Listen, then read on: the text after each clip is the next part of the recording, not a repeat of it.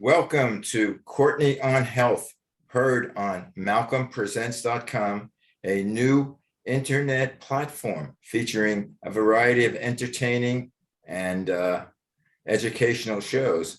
And if Courtney would take a hand down, that's Courtney and Max. I had to adjust my volume. I'm sorry. Well, I wish you could adjust my volume. That's yes, so does Leslie there. Uh-huh. Can we adjust Maxine's volume? Anyway, open up the show, Max. I'm gonna do that right now. So here we are. Hi, Courtney and Malcolm. Hello. Hope everyone had a nice, lovely weekend because we're taping on a Monday. You don't know that usually, but now I just let it out. I don't know. Oh my God. Oh man. So welcome to Courtney on Health, a Zoomcast podcast series about how to get through. I can't say it anymore. These COVID times that just keep nipping at us. But there's tips, Courtney gives us tips on nutrition and exercise. She does great info for so many different topics. She's a registered dietitian with a Master of Science degree in nutrition and applied physiology. Courtney's an experienced nutritional and health consultant in the New York metro area. And of course, beyond. I mean, if you got a client in Finland, would you say no? No. There you Not at go. all. So I think that'd be most cool. I know. Let's get let's get those folks out in Finland, Iceland, all those cool spots. We want to be cool. And Courtney will. Finland now might decide to join the NATO, which would be, but that's a different show, our political show. Go talk to Wayne about that. Anyway, she will help guide you on a path to wellness and health. After all of that, I'm going to do a couple of quotes because the poems that I saw about fasting just did not do it for me this week. No good. None were really on key that I really liked. So so I found a couple of quotes by two Franklins. They're not related. The first one is, "The best of all medicines is resting and fasting." And that's Benjamin Franklin. The second is, "Fasting is not just a physical discipline, it can be a spiritual feast." And that's Jen Franklin. Again, don't believe there's any relation to Ben, but it happened to be two Franklins. I don't know. So Ashley Graham, who I'm not quite sure, I didn't look her up, said, "I tried every diet from living on cabbage soup to fasting to Weight Watchers. And then came frozen meals and shakes. I realized that the more I took care of my body, eating what was good for me, then I felt happy and whole." Because there's many diets being touted as the it diet, but there is a health trend that has become popular over the last few years, which involves intermittent fasting. Intermittent fasting is an eating pattern during which you refrain from consuming any calories for an extended period of time. Usually this period lasts between 12 and 24 hours. Some people swear by this eating pattern, finding that it helps manage their appetite and weight and supports optimal health. But is it right for you? So this is where we bring Courtney in to give us some good information about intermittent fasting. And that'll help. Will it help you decide? And she'll give us that info if this is something you might want to try. So Courtney, give us some insight into this. Right. Well, you mentioned it, Maxine, that, if you think about the history of fasting, it's certainly not new. I think almost every religion has a component of fasting to it. Although it's not meant for clearly weight loss, it's meant for obviously more religious reasons, so more spiritual reasons.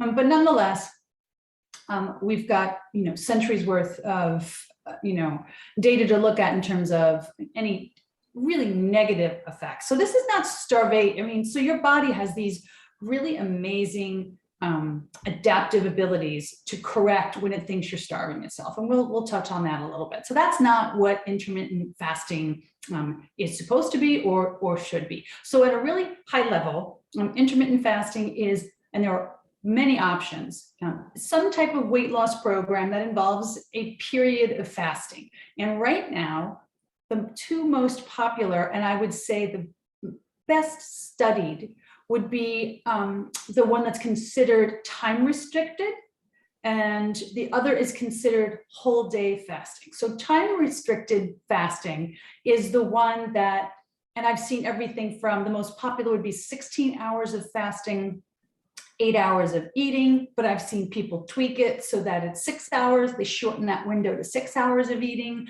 and then open up the fasting to 18 hours. But it's somewhere within that window of time. But again, that 16-8, you'll often hear it referred to that. 16-8 is one of the most common.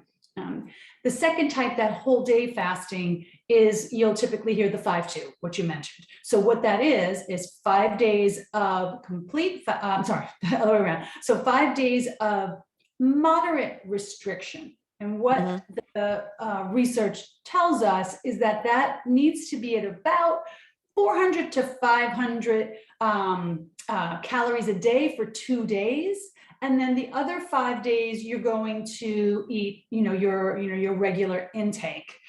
So the research behind both of those types of plans is pretty consistent in that in both cases, we do see weight loss, but it's important to note that the weight loss seen for really either of the intermittent fasting meal plans is not that much different than the weight loss seen for somebody who's doing continuous calorie restriction. So those are typically the two groups they will look at. So somebody following, let's just say, the 16-8 intermittent fasting plan versus somebody who's calorie restricting, but they're doing it on a less, they're not fasting at any point. They've just pulled back their calories. So that's important because people, I think, see this as like, oh my gosh, this is the best way to go. It's, it's going to be helpful for me. And it's helpful for some people, not for all individuals. And I think you really must take a look at your lifestyle, how you eat. It really doesn't matter what you eat, because one of the tenets of this intermittent fasting is that it doesn't matter what you're eating during that time frame, as long as you stay within that time frame. You can override the system. Okay, so if you're sitting down to 4,000, let's just say you've chosen the 16-8 period, and you're eating within an 8-hour window, and you somehow can throw back 3,000, 4,000 calories, and you only need 2,000 calories, it's not going to work. Those excess calories are not going to evaporate into the ether simply because you're telling your body I'm intermittent fasting. It won't work. But what the research tells us is that if you give people a shorter window of time to eat, it's going to clip off a lot of the mindless eating and excessive nibbles and bites and calories that they might be consuming outside that window. So that's helpful for a lot of folks who are trying to lose some weight. Excuse me, Courtney. Yeah. It's just a little different, which I experienced during the early 70s in New York. I think they were called the natural hygienists. And what they would do is they would fast for a week each month. And according to them, when you fast after a certain amount of days, you're starving. And when you starve, the body eats its own self. And they say that the body would eat the weakest parts of itself, survival of the fittest. So if there's any disease or anything within the body, that would be eaten by the body. I don't know if you've come across it or it's anything in today's world. I have not come across that specifically. I have combed through, and just from experience with my client base too, the type of fasting that you're mentioning right there is typically not recommended for weight loss. We're not talking about these cleanses. Unfortunately, I wish that were the case, because there would be a lot of folks who, for example, have cancer, who could follow a fasting diet, and then somehow the body would miraculously eat the cancer. And sadly, that's not the way it works. What fasting will do, and the reason why, I'm glad you brought that up, Malcolm, because this type of intermittent fasting is very, very different than longer fasting that you're mentioning there. When you go with long periods like that, so this is considered sort of the sweet spot of intermittent fasting. So you're dialing back caloric intake just enough okay, to get your body to blow through stored glucose first, and then pretty quickly go into fat stores. So that's one of the things that they're finding helpful about this, is it kind of fast tracks you to burning up fat first. So that part of what you mentioned, Malcolm, might be the case. After a long period of time, however, it goes into this protective mode and saying, I don't know when I'm going to eat next. I'm going to slow down metabolic rate, and I'm going to do whatever I can to conserve energy. So what separates the intermittent fasting, these two types in particular, from anything longer than these that we've described, is that it keeps you in that spot of burning through fat, without necessarily going into this, let me dial back, metabolic rate a great deal. So again, is it for everybody? Really not. In terms of the fasting component of it, it really is just like it sounds. So for the 16-8, different than the 5-2, which is why the 16-8, by the way, ends up being a more popular option than the 5-2, because those 2 days that you're following the 400 calorie intake, for many, many people, is just too restrictive and just too hard. I mean, 400 calories is, it really is essentially nothing. On the 16-8, you can eat every day. You're just eating in a certain window. So during your fasting hours, it really is water, black tea, black coffee, unsweetened tea, anything unsweetened. It is not artificially sweetened beverages. It really is water, black tea, black coffee. The most recent information that I found out, I was listening to a professor, a physician who's been studying intermittent fasting for quite some time now. And what he's seen in his population, because for a lot of people, the lack of coffee in the morning, because they drink coffee with maybe milk or cream, is a killer, because they get these crushing headaches because they're not able to have anything in the morning and they don't like black coffee. And what he's found is that a little bit of cream, a little bit in either the tea or the coffee is just enough to keep you in that fasted state. So that's good news for people who want to try this, who are saying, I can't go without my cup of coffee in the morning, and I can't do it black. So keep that in mind, that you can have the coffee or the tea, tiny bit of cream, and it will do the trick. What I've been doing is I was doing I would stop eating by about 7, 8 o'clock for dinner, and then not eat till 12 o'clock for lunch. That became a bit much because I wake up about 6 o'clock in the morning, and I start doing my exercise, whether it's walking, whether it's weight training, and I felt it didn't give me enough energy. Right.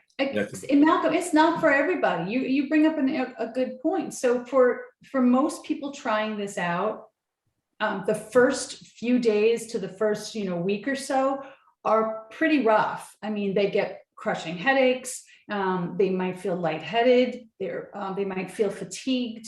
Constipation is common, because if you think about it, for a lot of folks, and again, here I go again, I always ended up talking about poop. For a lot of people, that first morning cup of coffee and that first meal in the morning, it kind of gets the motor running, right? So you know what I'm saying?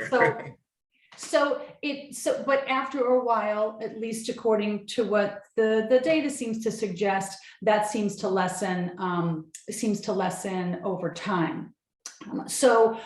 Again, so you can eat what you want within reason. In a perfect world, and the eating what you want message is really not one that we want to get out there. And like I said, you can override the system. You will not see the great results that have been shown in the research if you're eating, a lot of processed food and junk, and you're not eating the typical 5 to 9 servings of fruits and veg and lean proteins. The best combination would be some type of Mediterranean diet along with the intermittent fasting, and that would yield some of the best results. So aside from weight loss, some of the positive effects potentially of the intermittent fasting, the things that they're seeing would be an improvement in insulin sensitivity, improved blood sugar control, a reduction in oxidative stress biomarkers.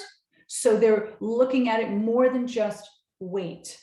let's look at other things. Let's look at blood pressure. And they do see a drop in blood pressure. They do see a drop in, obviously, weight that we mentioned. So looking at it in terms of an maybe one more option as an anti-inflammatory diet, so to speak, is one of the pluses that folks that the research seems to suggest. Yeah, what I wanted to bring up with you is that you had mentioned that the body, when you're fasting and you're starving, the body eats fat first.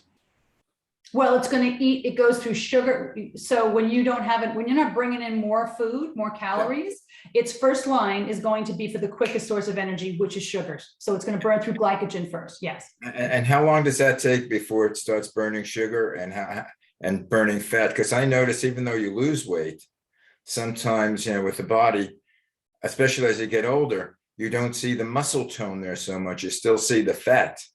Right. So for me personally, I'm interested in getting rid of the fat and change the composition of my body.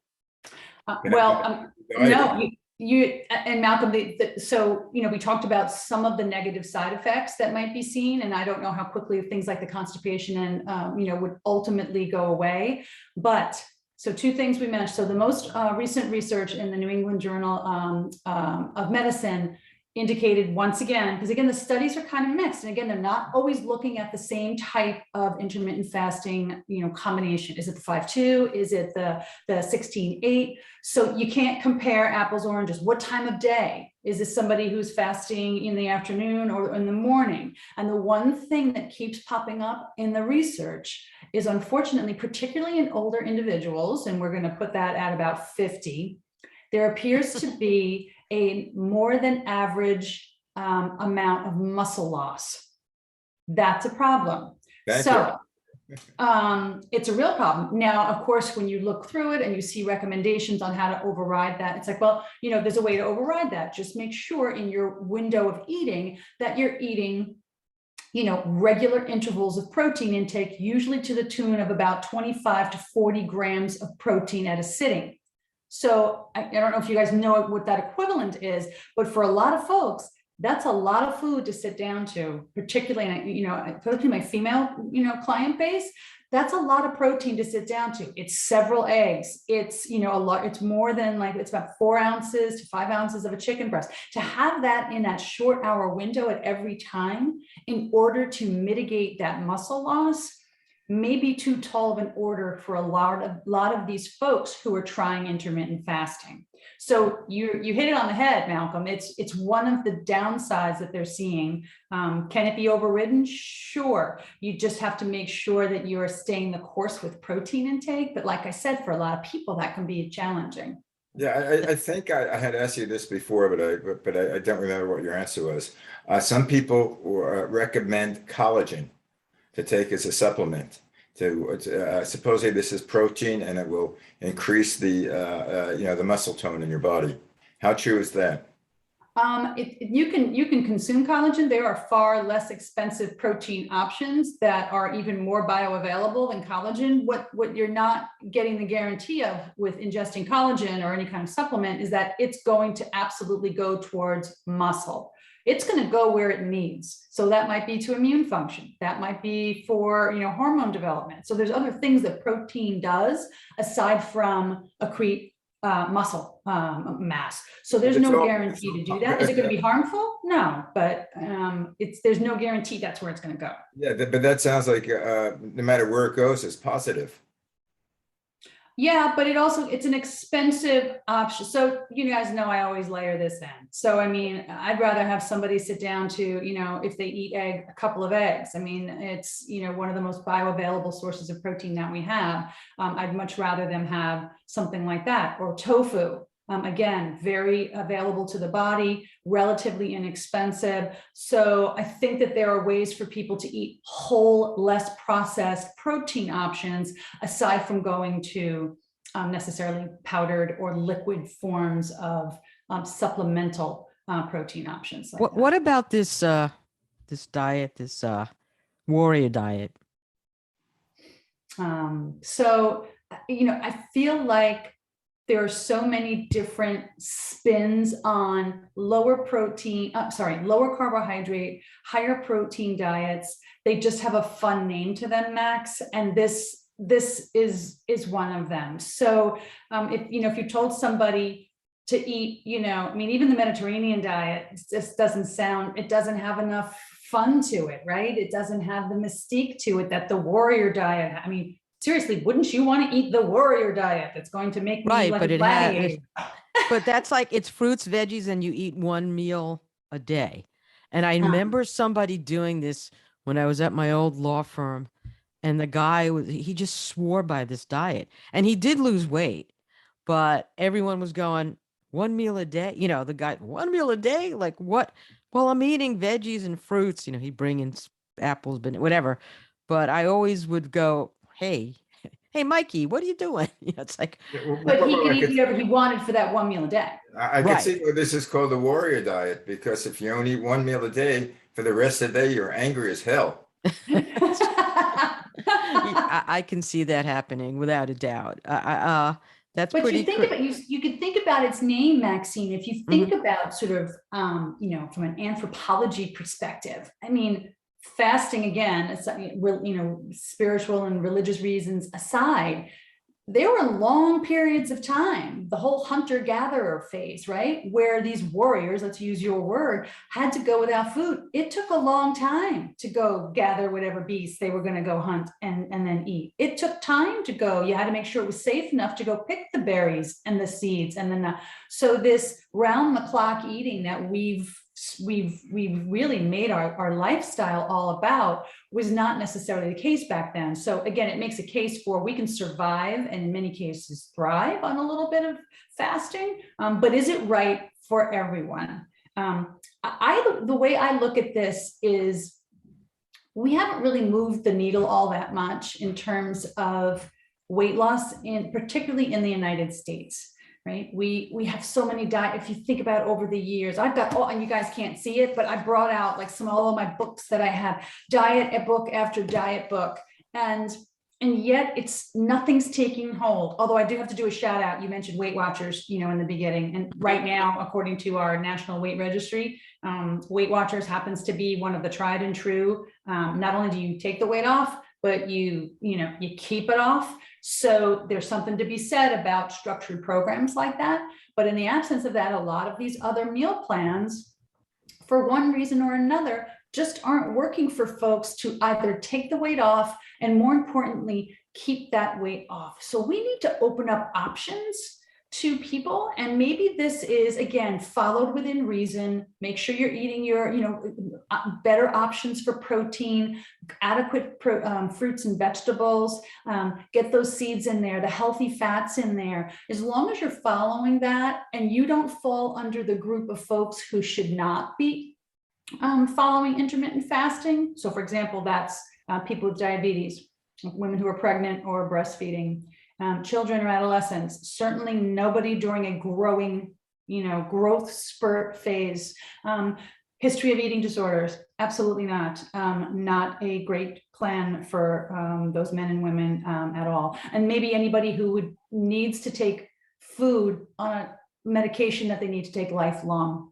So those are just a few people folks that should not, this probably is not the best meal plan for them. But if you're if you are able to try it, it is something that works within your meal plan and your day, and you're eating generally healthy foods within that window, I think it's an option to try in your box of what are my options for me.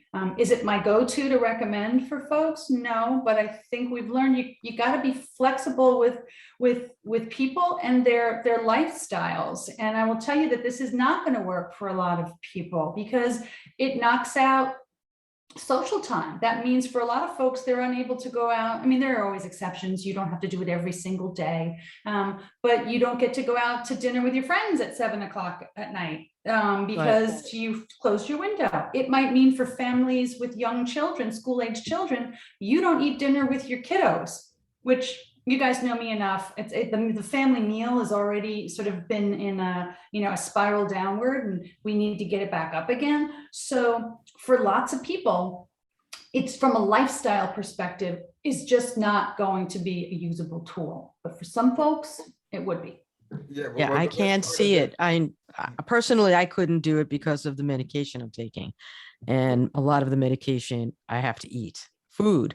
Even when if I take a blood test and it has to be like a fasting blood test, I'm told, they make it later so I can have like something a little Right. bit in the morning that won't throw it off, because certain things, if you get tested for it, it'll throw it off. So people, who have to do that, they have to be leery of it. But I know people who are doing it as well, and they like it, so. Yeah.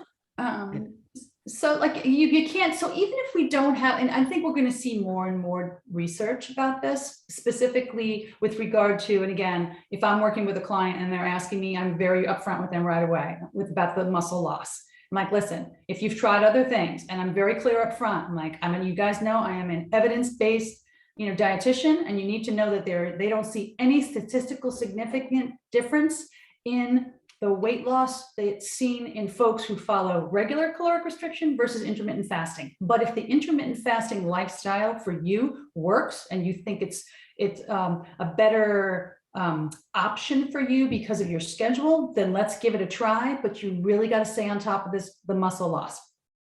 Because it's real, and again, it can be mitigated, but you need to pay attention to it, and it must accompany like with most of us, some weight training, specifically weight training as part of your exercise routine in order to keep that muscle mass up. Now, to be fair, no matter what kind of weight loss program you're doing, when your body loses weight, it's going to lose a little muscle and it's going to lose a little fat. It loses from both. So there's no way to cherry pick and tell your body, do me a favor, take the fat off my thighs and, give me nice big muscle. It's going to take it randomly. So to be fair, they all do that, but they're just seeing a little bit more muscle loss in intermittent fasting participants than in non-intermittent fasting. Yeah. Well, years ago, I learned that it's not necessarily weight.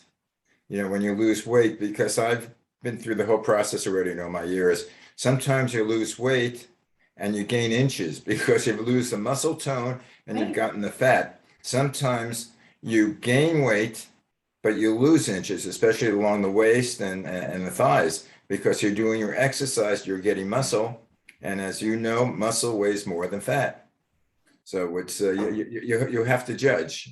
Yeah, you have to judge, and I think exercise should be part of everybody's meal plan. And I know, I see you looking. I know we're getting close, Malcolm. I can always tell when close you're to the top end. But I do feel like we do need to find options for people, because the one size fits all weight reduction. I mean, if everybody could follow the eat less, move more diet and just make sure you're eating healthy foods, more whole unprocessed foods, that would be perfect. But it's not working for a lot of folks. So we need to somehow open this up, and whatever combination it needs to be. So maybe this is a tool for somebody. Maybe Weight Watchers is great for folks. At some point, maybe even bariatric surgery and or medication is an option for folks. I just think we need, of course, in conjunction with your healthcare provider, I think something needs to be done to help people so that we're able to get the rates of overweight and obesity down in this country, because we're just not moving in the right direction, sadly. I think Weight Watchers works a lot because of collective energy. Because I believe people I know that are on Weight Watchers go to meetings once a week. So basically they talk about what's happening, so they're not alone. So I think this is very important, because sometimes if you're doing it all alone, it's you begin to think and wonder whether you're doing it right. That's why going to someone like you, a dietitian, that would oversee it each week, that, if I'm saying, oh, it's not working, then you could tell them why. Right. So I think that's very important. You're absolutely right, Malcolm. I mean, the support is really, really key, however you're getting that. And, a good practitioner will not only give you sort of the clinical guidelines of how to follow, but that support that's needed to kind of guide you through the process, and then give you a game plan going forward. like, how do I do this? How do I make this work going forward? So if intermittent fasting is working for you, how do you, and you're a parent, what's the game plan going forward? So you're not sitting there drinking a glass of water at family mealtime when your family's eating dinner. So a game plan, and that's where the support is key. So you're right, it has to be part of the overall plan. And I think the only way for at least the Americans to lose weight and not be obese is to restrict the number of McDonald's or Burger Kings in one square area. Because I watch some of the commercials and I see, they're doing the burgers, double burger with, the cheese on top and some other junk on top. And I'm saying, oh my God. And all these kids, that's what they want. I know. Anyway, on that note, and we'll never get McDonald's as a sponsor for the show. Our show is over. They stopped for a while doing salads even. I don't even know if it's on the menu anymore. I think they took those off. It wasn't selling. But they did bring in the plant-based burger, but you see they've got the plant-based burger. Right, they have the Impossible. Anyway, guys, exit us out, Max. Okay, I'll do that. So thanks for joining us for Courtney on Health. To get more info, follow Courtney on her Facebook page, Courtney on Health, on Instagram at CLG Wellness, and visit her website, CourtneyGravities.com. For more shows, go to MalcolmPresents.com and theManyShadesOfGreen.com. And Courtney on Health, I'll tell you, this is our slogan. Unless we get people to call and say, change it, it's Courtney on Health. It's a great idea. We'll have a contest. Change the tagline. Yeah, serious. We can. What would you like the tagline to be? Right now, it's Courtney on Health, smart, sound nutrition, strong, safe fitness. If you think we should juxtapose the, words, or if you're coming up with something else, let us know. Yeah, we'll do it. Fat away every day. Bye. Fat away every day. There you go. See you next week. See you next week. Bye, guys. Bye, guys. Take care.